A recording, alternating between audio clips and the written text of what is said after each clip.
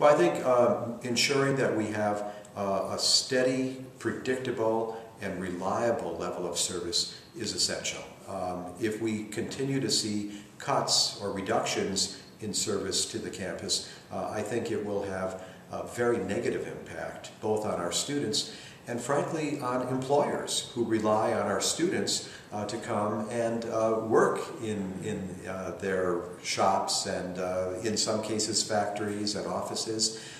So everybody gets hurt. It's not just students, it's the entire community if we don't have good transit. The transit system is absolutely essential for UWM to be able to do its job, which is educating the people throughout southeastern Wisconsin. Without the buses, without a good transit system, it would be impossible for us to get our students to campus to get the education they need to ultimately be the next generation of workers. Well, I think, probably the biggest concern or biggest complaint we get is flexibility. Will there be enough buses on a frequent enough schedule to allow them to come in, take a class, quickly jump back on the bus, go to a job or an internship, and then come back to campus. And so from our standpoint, if there is a downside today, it is the risk of losing more of the service that our students and actually a lot of our faculty and staff have come to depend upon. We understand that budgets are tight, and I think it is probably impractical and unrealistic to think that we can have a transit system that doesn't have any out-of-pocket expense. And I think our students appreciate that. They're willing to take on debt right now to pay for their education because they know at the end of the line their earning power is going to be significantly better. So no one is asking for something for nothing. What we're asking for is fairness. I think what we're looking for is a balance where both the bus riders, our students, make a contribution and the community makes a contribution to the system.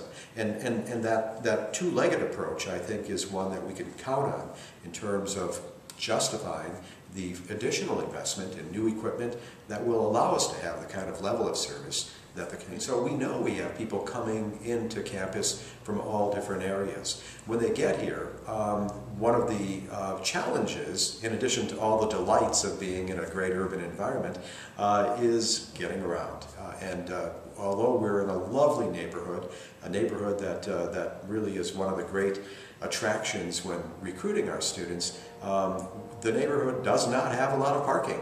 And so that means that we really have to rely on services like the transit system to be able to move students to and from so that they don't have to be in a car driving around hunting for a parking spot. So from our standpoint, having a good transit system really does diminish the need for all of the parking spots that otherwise would have to be created if we couldn't move people using mass transit. We hear all the time from our students their need for actually more and better bus service.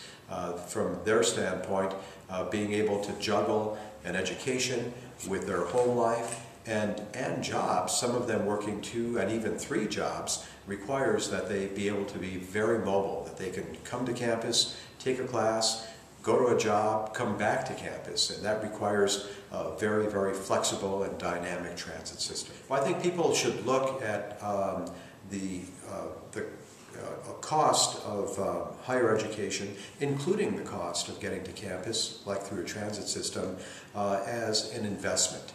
There's no question that it does take money to go to school, but the wonderful benefit of getting an education enriches the entire community and in the long term creates a vibrant city that is contributing to the economic development of the region.